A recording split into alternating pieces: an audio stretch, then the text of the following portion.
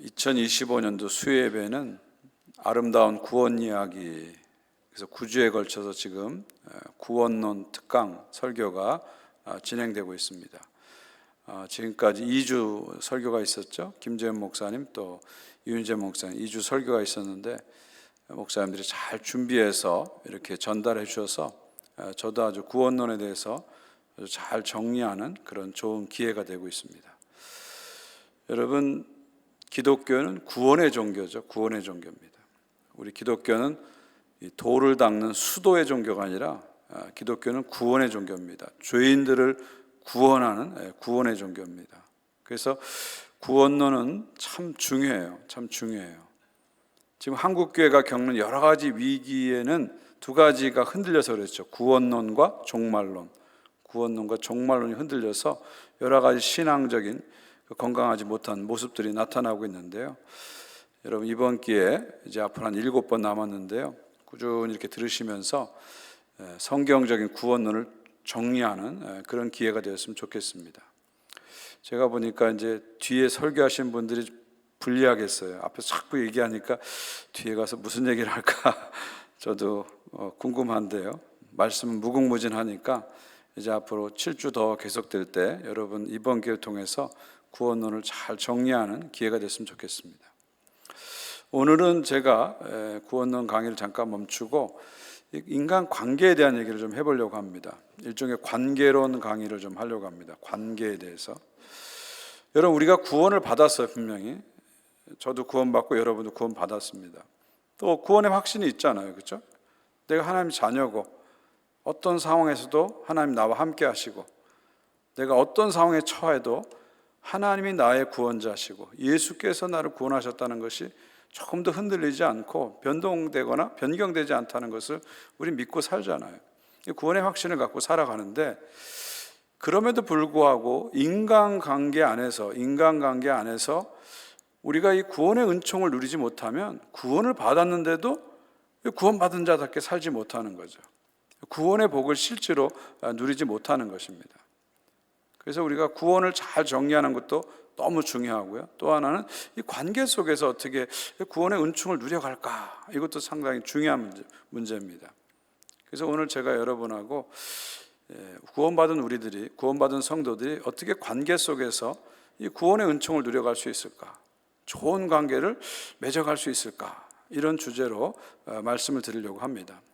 특별히 잠언 말씀은 우리가 관계 문제를 풀어가는데 아주 중요한 자료가 되는 그런 말씀이기 때문에 잠언 말씀을 가지고 관계를 푸는 5가지 열쇠, 이런 주제로 말씀을 드리려고 합니다. 미국 유명한 작가 마크 트웨인이 한 말입니다. 개와 고양이를 한 우리에 넣어보았더니 잘 지냈다. 이번에는 돼지와 염소와 말을 한 우리에 넣었다. 시간은 걸렸어도 잘 지냈다. 이번에는 장로교인, 감리교인, 침례교인을 함께 있도록 했다. 그러나 그들은 끝까지 잘 지내지 못했다. 그러니까 개와 고양이도 잘 지내는데, 돼지, 염소도 잘 지내는데 교인들은 잘 못 지낸다는 거예요. 어떻게 보면요. 그러니까 동물은 잘 지내는데 오히려 사람들이 서로 잘 지내지 못한다는 거예요. 가정에서도 정말 하나님이 맺어준 부부고 하나님이 맺어준 가족관계인데도 잘 지내지 못해요. 어려움을 많이 가져요. 사회에서도 마찬가지고요. 또 심지어 교회에서도 관계에 어려움들을 많이 겪고 있습니다. 관계가 참 중요한데 실제로는 제일 어려운 게 관계입니다. 저에게도 여러분이 목회하면서 제일 힘든 게 뭐세요? 물어본다면 저는 주저없이 관계라고 말씀드리겠어요. 설교나 행정이나 신방이나 강의나 이런 거는 자꾸 하니까 늘어요. 또 노하우도 생기고. 근데 관계는 10년, 20년, 30년 지나도 대책이 없더라고요. 사람이 다 다르기 때문에 어떤 원리나 방법으로 접근하는 게 생각보다 어려워요. 생각보다 어려워요. 나를 힘들게 하는 사람이 있어도 그 사람이 사라지면 또 해결되는 게 아니라 또 다른 사람이 나타나요. 근데 두 번째 나타나는 사람이 주로 더 센 놈들이 나타나더라고요. 그러니까 누가 없어진다고 해서 관계가 절대 해결이 안 돼요. 이 관계가 저 사람 없으면 되겠지. 그렇지 않아요. 저 사람 없어지면 또 다른 사람이 나타나고 더 센 사람이 나타나요. 그래서 이 관계라는 게 참 어렵더라고요. 저도 지금까지 목회하면서 제일 힘든 게 관계인 것 같아요. 관계인 것 같아요. 어떨 때는 제가 목사인데도 막 사람이 싫어질 때가 있어요. 그리고 사람으로부터 막 피하고 싶을 때가 있어요. 그럴 때도 있습니다. 근데 여러분, 인간관계라는 거는요, 피할래 피할 수가 없잖아요. 피할 수 있으면 좋은데 피할래 피할 수 없잖아요. 인간이 살아가면서 어떻게 관계를 안 맺고 살아갈 수 있겠어요?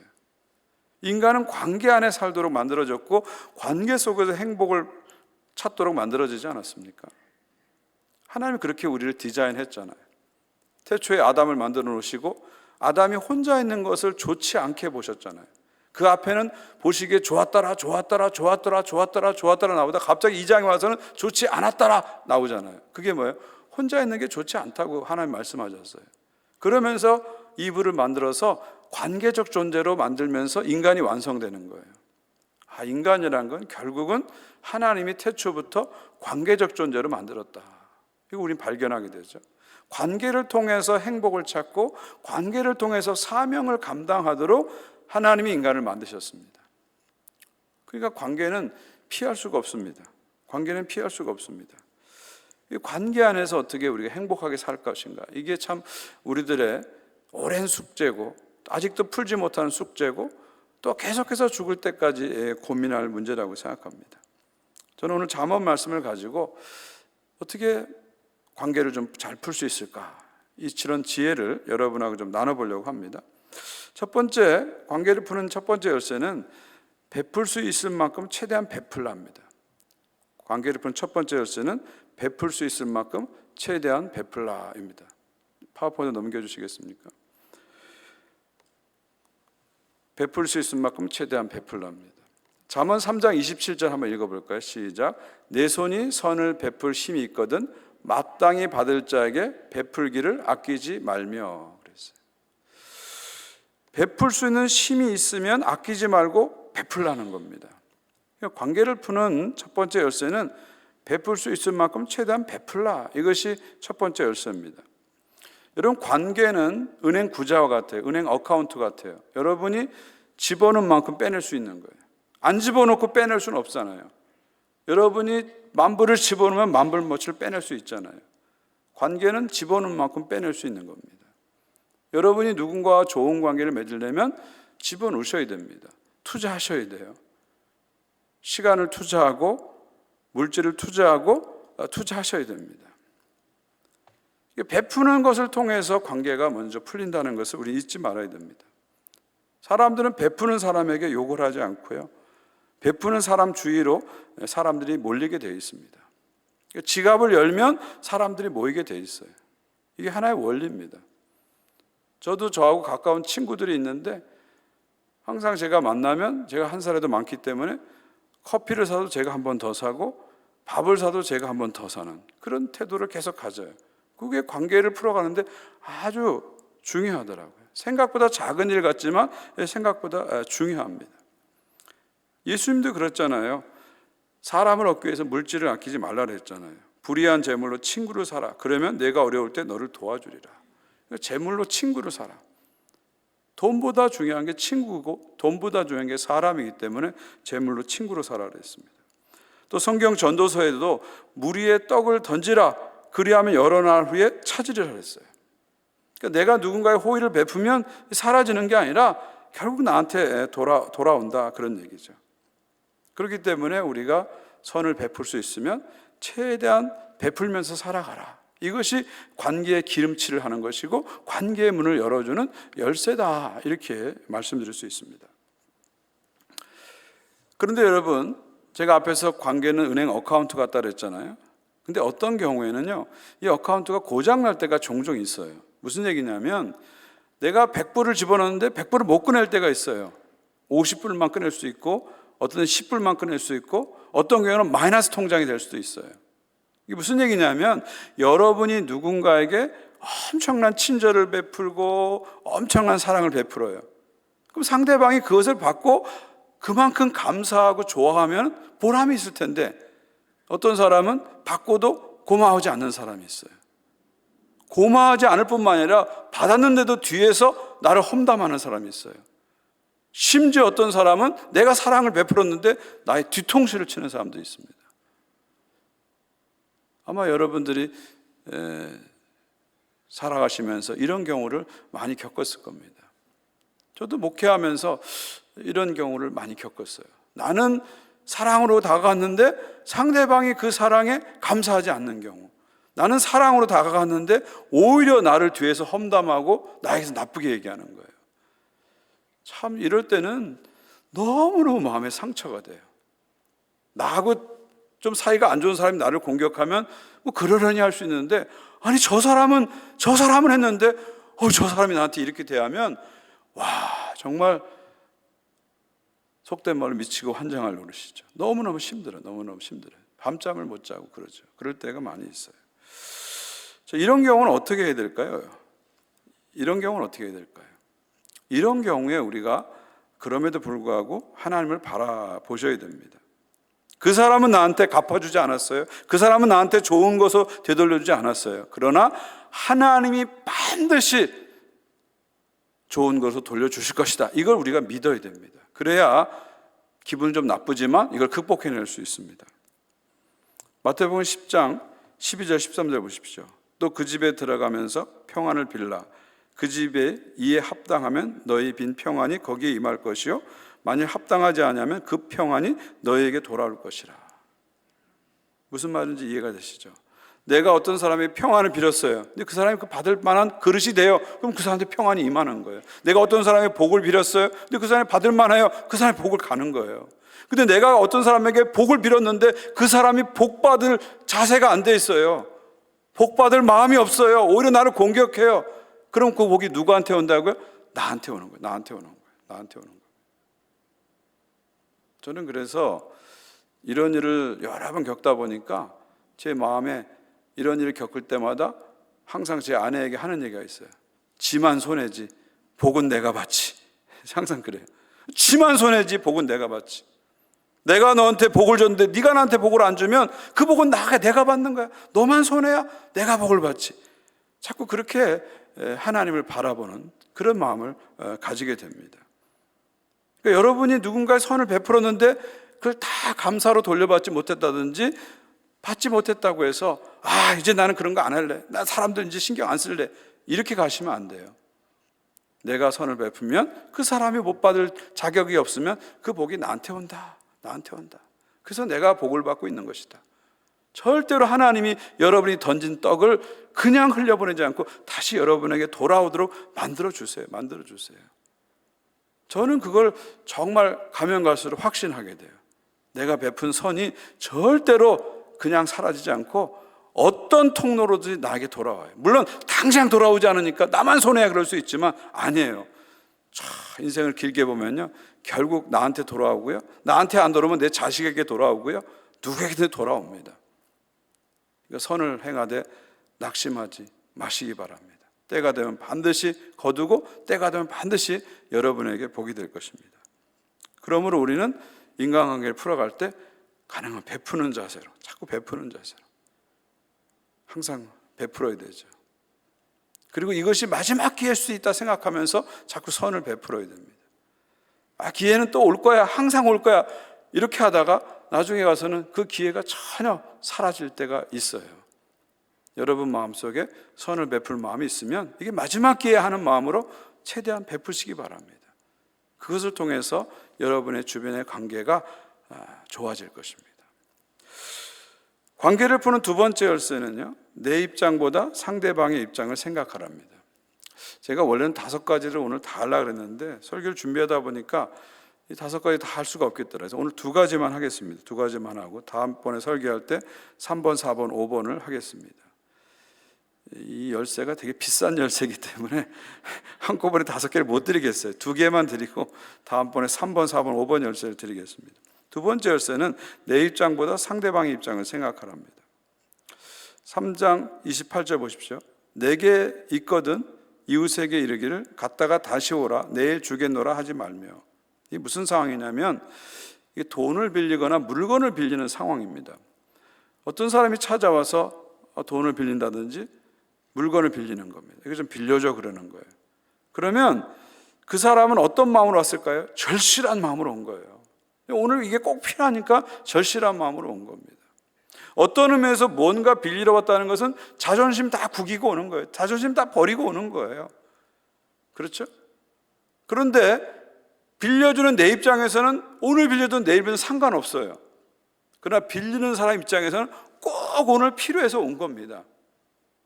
오늘 28절 말씀 뭐냐면 이웃에게 네 입장에서 내일 오세요 이렇게 하지 말라는 거예요.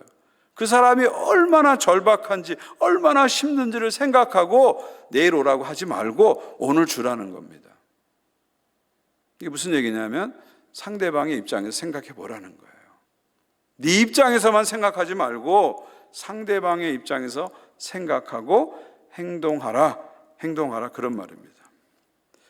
두 번째 열쇠는 내 입장보다 상대방의 입장을 생각하라. 이것이 관계를 푸는 아주 중요한 열쇠라는 것입니다. 북미의 체로키 원주민이 한 유명한 말이 있습니다. 남의 신발을 신고 1마일을 걷기 전에는 그 사람을 평가하지 말라. 남의 신발을 신고 1마일을 걷기 전에는 그 사람을 평가하지 말라. 아주 의미심장한 말입니다. 우리가 곰곰이 생각해 볼 지혜 있는 말입니다.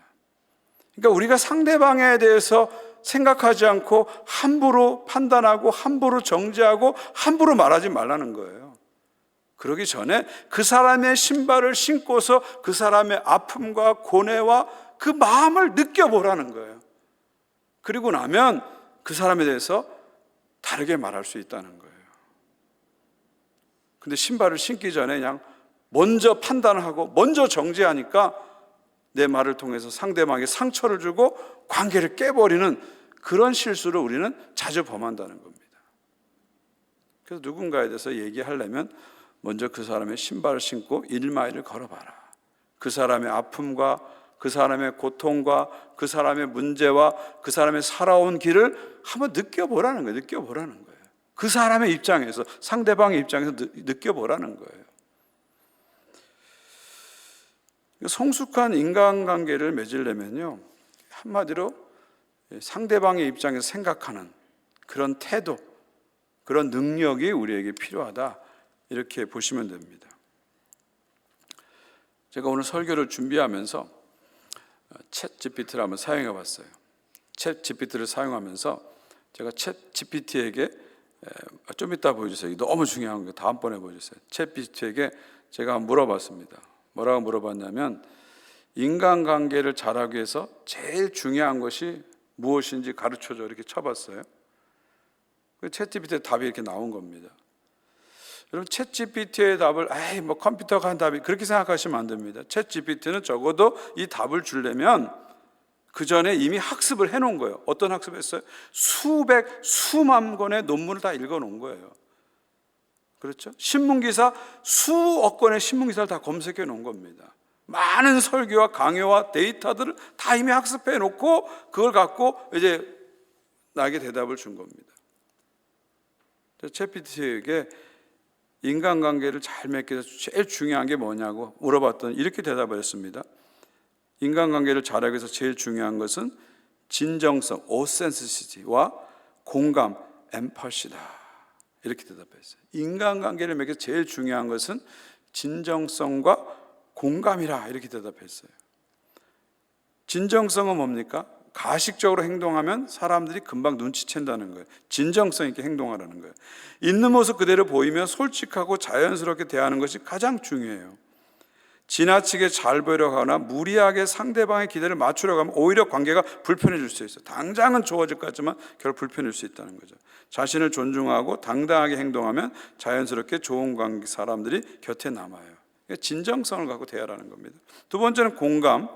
인간관계에서 가장 중요한 기술, 저는 여기서 주목했어요. 챗 GPT가 인간관계에서 가장 중요한 기술이 뭐냐면 상대방의 감정을 이해하는 공감 능력이라고 그랬어요. 상대방의 감정을 이해하고 공감하는 것이 인간관계의 가장 중요한 기술이라고 했습니다. 사람들은 자신을 이해해주는 사람에게 호감을 느끼고 가까워지고 싶어한다. 상대방의 입장에서 생각하고 감정을 인정해주는 태도가 좋은 관계를 만드는 핵심입니다. 단순히 응 그래 하기보다는 그랬구나, 많이 힘들겠다 같은 말로 감정을 받아주면 더 깊은 유대감을 형성할 수 있어요. 그러니까 공감, 그다음에 진정성, 이것이 관계의 키라고 얘기했어요. 그러면서 결론을 이렇게 내렸습니다. 챗GPT는 진정성을 가지고 공감하며 사람을 대하면 자연스럽게 좋은 관계가 만들어져요. 꾸미거나 억지로 잘하려고 하기보다 진심으로 상대방을 이해하고 함께하는 마음이 가장 중요합니다. 챗GPT가 학습을 다 하고 나서 우리에게 가르쳐주는 관계의 비밀입니다. 그러다 또 하나 제가 궁금하게 생각한 게, 지난 1월 20일에 중국 챗 봇이 나왔잖아요. 딥시크랑이 나왔잖아요. 이게 얼마나 파워풀한지, 이게 나온 다음부터 그냥 챗GPT가 쏙 들어가고 그 엔비디아 주식이 하루에 6천억 달러 확 추락해 버렸잖아요. 이게 너무 잘 나오는 바람에, 중국 AI가 잘 나오는 바람에. 딥시크한테 똑같은 질문을 해봤어요. 인간관계를 잘하기 위해서 제일 중요한 게 뭔지 가르쳐줘 물어봤더니 딥시크는 이렇게 대답했습니다. 인간관계를 잘하기 위해서 여러 요소가 중요하지만 그 중에서도 공감 능력이 가장 핵심적이다. 그러니까 앞에 하고 똑같잖아요. 앞에 챗GPT도 가장 관계에 중요한 기술은 공감이라고 그랬고요. 여기서도 마찬가지로 여러 가지 요소가 있지만 가장 중요한 것은 공감 능력이 핵심이라고 그랬습니다. 공감은 뭐냐면 상대방의 감정과 상황을 이해하고 그에 맞는 반응을 보이는 능력으로서 신뢰와 친밀감을 형성하는 데 큰 역할을 한다는 거죠. 딥시크는 여러 논문을 검색하고 강의와 설교를 검색하고 신문 기사와 통계를 검색한 다음에 우리에게 주는 답은 관계를 잘하기 위해서는 공감 능력, 이게 최고 중요하다, 이렇게 얘기했어요. 그러면서 공감 능력을 키우는 방법을 5가지 얘기하고 있습니다. 적극적으로 듣기, 집중해서 경청하는 거예요. 끼어들거나 그러지 않고 진심으로 듣는 것. 그 다음에 감정 읽기, 말뿐만 아니라 그 사람의 전체 분위기로 감정을 읽고 진짜 감정을 읽는 거죠. 그 다음에 공감적 반응, 그 다음에 판단하지 않기, 비판하고 판단하지 않고 이해하고 존중하는 것. 그 다음에 솔직하고 진실하게 대하기, 이렇게 대답을 했어요. 그러면서 딥시크는 이렇게 결론 내렸습니다. 좋은 관계를 위해서 가장 중요한 게 뭐냐면 공감 능력을 바탕으로 한 진정성 있는 관계는 오래 지속될 가능성이 높습니다. 꾸준히 연습하고 실천하다 보면 자연스럽게 인간관계가 개선될 것입니다. 그러니까 둘 다 결론은 똑같은 겁니다. 공감 능력이 관계를 풀어가는데 가장 중요한 열쇠다, 이렇게 본 겁니다. 그러니까 상대방 입장에서 생각하고 상대방 입장에서 이해하려고 하는 그런 태도, 상대방의 아픔과 그 마음을 느끼고 공감하는 그 능력이 모든 관계를 풀어가는데 가장 핵심적인 요소다, 이렇게 이야기하고 있는 것입니다. 그러니까 여러분이 누군가와 좋은 관계를 맺으려면 가장 중요한 건 공감 능력이라는 겁니다. 내가 아내하고 좋은 관계를 맺으려면 아내의 마음을 자꾸 공감하고 아내의 입장에서 자꾸 생각하는 훈련을 자꾸 해라는 거예요. 남편하고 좋은 관계를 맺으려면 남편 입장에서 자꾸 이해하고 남편의 마음을 자꾸 이해하려고 애쓰라는 거죠. 여러분이 자식과 좋은 관계를 맺으려면 방법은 딱 한 가지예요. 자식의 입장에서 생각하고 자식의 아픔과 문제를 자꾸 공감하려고 노력하는 거. 이게 관계를 풀어가는 아주 핵심적인 열쇠라는 거죠. 반대로 여러분과 맺고 있는 관계를 망치고 싶다. 방법은 딱 한 가지예요. 여러분 입장에서만 생각하면 망가지는 거예요. 내 입장에서 항상 생각하고 내 입장에서 항상 주장하고 내 입장에서 행동하면 이제 관계가 망가지는 겁니다. 관계를 풀어가는 아주 중요한 열쇠는 공감 능력에 있다. 공감 능력에 있다는 거죠. 저도 이렇게 생각해 보면 아내하고 저와의 관계를 이렇게 보면은 키가 공감 능력인 것 같아요. 처음에는 남자와 여자 결혼하면 힘들잖아요. 그러다가 어느 순간에 아내를 있는 그대로 받아주고 아내의 마음을 조금씩 이해하면서 관계가 탁 풀리기 시작하잖아요. 남편에게도 마찬가지고요. 그래서 한때는 부부가 전우로 살다가 이제 환우로 바꾸잖아요. 그죠? 막 싸우는 전우였다가 이제는 환우가 되잖아요. 너도 아프냐? 나도 아프다. 서로 아픈 것을 공유하면서 불쌍히 여기는 마음으로 탁 넘어가면서 이제 서로를 온전한 모습으로 수용하는 겁니다. 자꾸 내 틀을 가져놓고 그 틀에 남편을 집어넣으려고 하고 그 틀에 아내를 집어넣으려고 하지 않고 남편과 아내를 있는 그대로 보면서 받아주면서 그걸 공감해주면서 이 관계가 확 풀려지는 거예요. 확 풀려지는 거예요. 저는 자식과의 관계도 마찬가지라고 생각하거든요. 이 자식을 공감하고 이해하고 자식 입장에서 자꾸 생각하는 그런 태도가 관계를 확 풀어줍니다. 확 풀어줍니다. 돌파구를 만들어줘요. 여러분이 아무리 노력을 해도 관계가 안 풀린다, 그럼 상대방 입장에서 생각하지 않으셔서 그런 거예요. 마치 이런 겁니다. 여러분 아내의 러브 랭귀지가 퀄리티 타임이에요. 함께 시간을 보내는 것으로 그 아내는 사랑을 받는 사람입니다. 근데 남편이 그걸 모르고 계속 선물만 갖다 주는 거예요. 맨날 사다 주고 그러면서 속으로 난 이렇게 했는데 당신은 왜 감동 안 해? 그렇게 얘기하는 거예요. 근데 아내 입장에서는 선물을 받는 게 러브 랭귀지가 아니라 퀄리티 타임, 함께 시간을 보는 게 러브 랭귀지이기 때문에 이걸 안 주면 아무리 많은 다이아몬드 100캐럿을 갖다 줘도 사랑하고 받고 있다고 느끼지 못하는 거예요. 내 입장에서 사랑을 주는 게 아니라 상대방의 러브 랭귀지를 이해하고 상대 입장에서 사랑을 주고 공감해 줄 때 관계가 이렇게 돌파구가 생기는 거죠. 그러니까 결국 공감이 사람과 사람의 관계를 풀어가는 아주 핵심적인 요소가 되는 겁니다. 이건 모든 관계에 다 적용할 수 있겠죠. 여러분 직장에서의 관계도 적용될 수 있고, 그 다음에 촌몸에서도 적용될 수 있고, 교우들 관계에서도 적용될 수 있습니다. 이번에 우리 촌장 수련을 다다음 주에 가는데 주제가 공감의 공동체를 향하여 이렇게 정했습니다. 공감의 공동체를 향하여. 여러분 촌모임 우리가 매주 이렇게 열심히 모이는데 이 촌모임의 핵심은 공감의 공동체입니다. 가르치고 배우는 거 아니에요. 삶을 나누고 말씀을 나누고 기도를 나누면서 공감하는 거예요. 공감하는 거예요. 그러니까 촌모임을 깨는 가장 나쁜 태도는 자꾸 지적하고 지시하고 어드바이스하고 가르치려고 하는 사람이 있으면 이 촌모임이 잘 안 돼요. 같이 느껴주고 공감해주고 그냥 솔직하게 나누는 태도가 결국 촌모임을 살아나게 만드는 거죠.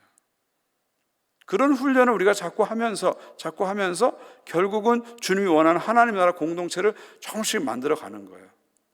네 생각과 내 생각이 다르지만 내가 너를 있는 그대로 받아줄게. 네 감정과 내 감정이 다르고 네 입장과 내 입장이 다르지만 내가 자꾸 받아줄게. 이러면서 하나님 나라의 하나됨의 공동체를 향해서 나가는 거죠.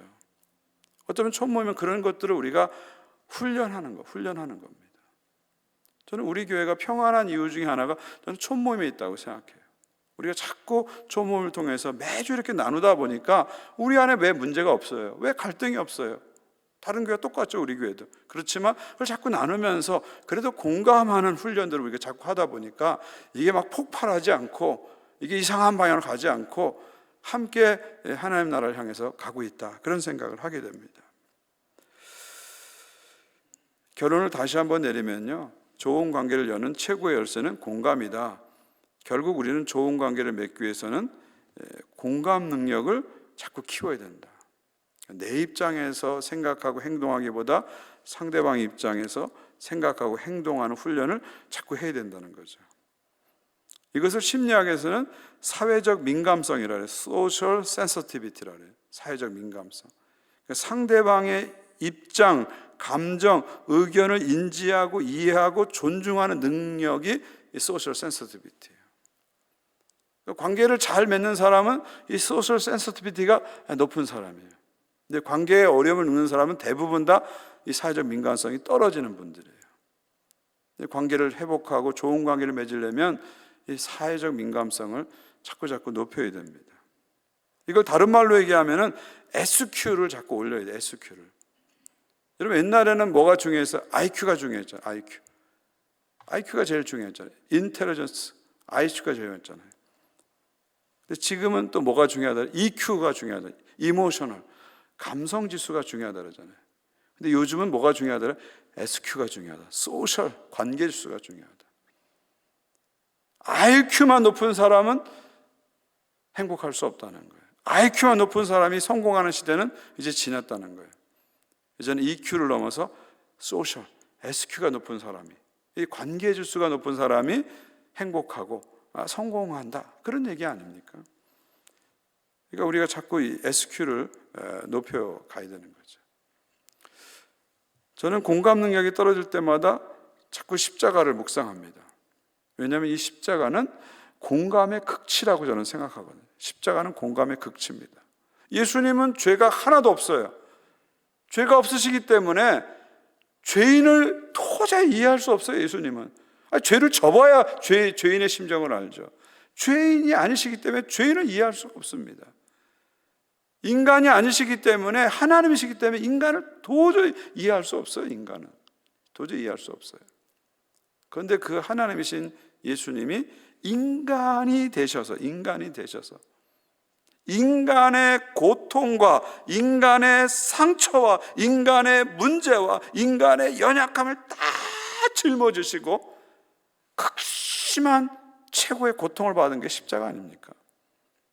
그리고 마지막에 그 죄인들 위해서 대속해 주시고 죽어주신 게 십자가죠.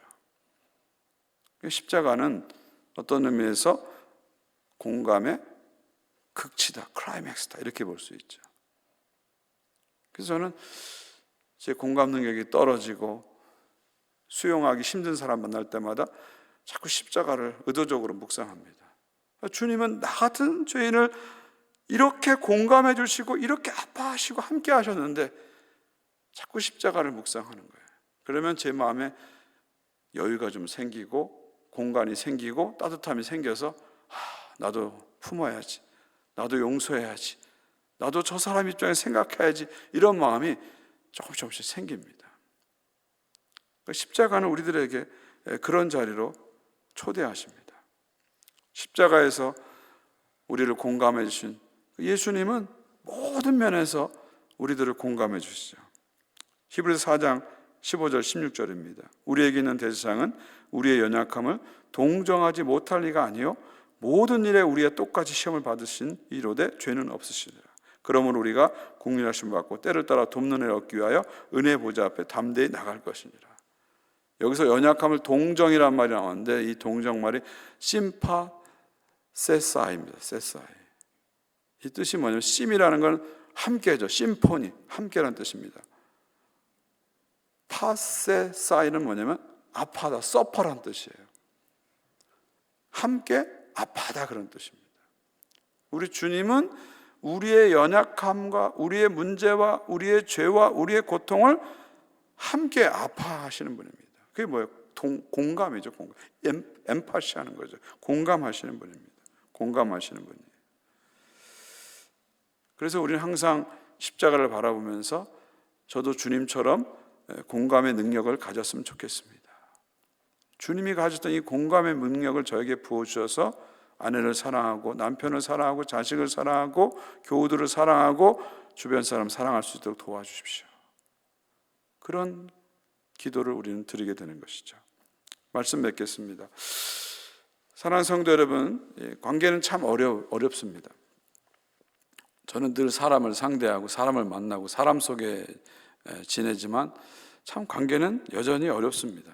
쉽지가 않습니다. 또 인간관계는 혼자 하는 게 아니잖아요. 항상 상대가 있잖아요. 내가 아무리 노력해도 상대가 호응하지 않으면 또 관계 회복이 쉽게 일어나지 않습니다. 특별히 피할 수 없는 관계 속에서 어려움이 오면 더더욱 어렵습니다. 그래서 어떤 의미에서 이 관계는 우리를 겸손하게 만드는 것 같아요. 일은 막 노력하면 결과가 빡빡 나오는데 관계는 노력해도 생각보다 결과가 빨리 나오지 않아요. 결과가 빨리 나오지 않아요. 그래서 우리는 이 관계 앞에서 겸손해지는 것 같습니다. 그리고 하나님을 의지하는 것 같습니다. 그래서 우리는 관계에 서툽니다. 관계가 힘듭니다. 솔직하게 고백했으면 좋겠어요. 관계가 힘들어요. 그러나 저는 관계를 노력하지만 여전히 관계에 서툽니다. 하나님 도와주십시오. 그래서 관계에서 지혜가 부족하거든 여러분 지혜를 구하십시오. 하나님 지혜 주세요. 또 사랑이 부족하거든 사랑을 주십시오. 항상 관계를 놓고 기도하셔야 됩니다. 그리고 늘 십자가를 바라보면서 베풀 수 있을 만큼 베푸는 삶을 사셔야 됩니다. 그리고 십자가를 바라보면서 상대방의 입장에서 자꾸 생각하는 이 공감의 능력을 자꾸 개발하고 훈련해야 됩니다. 그리고 공감의 능력을 하나님께 구해야 됩니다. 특별히 여러분 가운데 지금 관계에 어려움이 있는 분이 있다면 간절히 기도하십시오. 여러분 관계 열쇠는 하나님에게 있어요. 하나님에게 있어요. 사람의 마음을 움직이시는 분은 하나님이십니다. 하나님이 개입하시면 관계가 풀리는 놀라운 일이 일어납니다. 원수된 관계도 하나님이 역사하시면 풀려집니다. 중간에 막힌 담, 도저히 허물어지지 못할 것 같은 막힌 담도 주님 역사하시면 허물어지고요, 원수된 것도 풀려지는 그런 순간이 옵니다. 그래서 우리는 관계 문제를 놓고 하나님께 간절히 기도해야 합니다. 하나님을 간절히 의지해야 됩니다. 2025년 이제 한 달 정도 지냈는데요, 한 해를 살아가시면서 늘 기도하십시오. 하나님 내 관계에 복을 주십시오. 2025년도 관계가 잘해서 관계에서 행복을 누려가는 한 해가 되길 원합니다. 늘 기도하시기 바랍니다. 그리고 나의 모든 관계 속에 하나님이 함께 하시도록, 역사하시도록 간절히 기도하십시오. 특별히 하나님에게 공감 능력을 늘 주십시오. 공감 능력이 늘 부족합니다. 십자가 예수님이 가셨던 그 공감 능력을 저에게 성령을 통해서 부어주셔서 공감을 통해서 모든 관계를 아름답게 행복하게 풀어가는 제가 되게 주십시오. 그렇게 한 해 동안 관계를 위해서 기도하시고 관계의 복을 누리시는 여러분 모두가 되시기를 주님의 이름으로 축원드립니다.